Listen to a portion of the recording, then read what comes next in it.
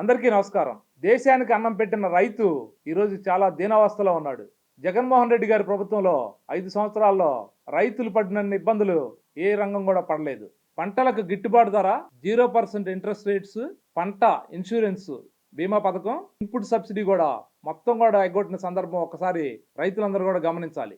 4,000 కోట్లతో natural disaster fund create చేస్తానని చెప్పనని జగన్మోహన్ రెడ్డి గారి ప్రభుత్వం ఎగ్గొట్టేసింది.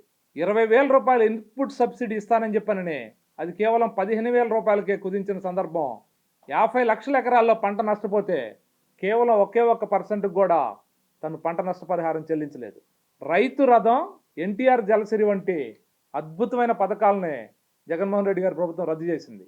ఎంత దీనావస్థలో ఉన్నారంటే రైతుల ఆత్మహత్యల్లో మన రాష్ట్రం గత 5 సంవత్సరాల డేటా పరిశీలిస్తే 3వ స్థానంలో ఉంది.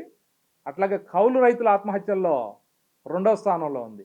రైతు కుటుంబాలపై అప్పులు ఎక్కువ ఉన్న రాష్ట్రాల్లో మన రాష్ట్రం నంబర్ 1 స్థానానికి వచ్చింది. ఎంత దీనమైన పరిస్థితి ఒకసారి ఆలోచించండి. ఆక్వా రంగంలో 50% సబ్సిడీపై మోటార్లు, వివిధ రకమైన ఇన్స్ట్రుమెంట్స్ అందిస్తానని చెప్పి మోసం చేయడం జరిగింది. మోటార్లకు మీటర్ల పేరుతో రైతుల మెడకు ఉరితాడు బిగిస్తా ఉన్నాడు.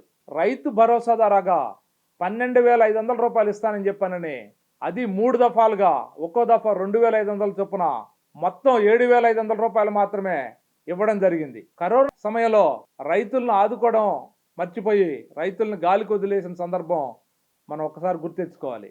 ఈ రకంగా చూసుకుంటే రైతులు వైసీపీ ప్రభుత్వంలో గత 5 సంవత్సరాలుగా ఎన్ని ఇబ్బందులు పడ్డారో ఆంధ్రప్రదేశ్ చరిత్రలో ఇంతవరకు ఎప్పుడు కూడా అన్ని ఇబ్బందులు పడలేదు. అందువల్ల దయచేసి రైతే రాజు అని చెప్పనని నమ్మి వాళ్ళందరికీ ఎంతో అండగా ఉండే కూటమి అభ్యర్థుల్ని రేపు మే 13 జరగబోయే ఎలక్షన్స్ లో అఖండ మెజార్టీతో గెలిపించమని చెప్పనని మీ అందరిని కూడా విజ్ఞప్తి చేస్తున్నాను.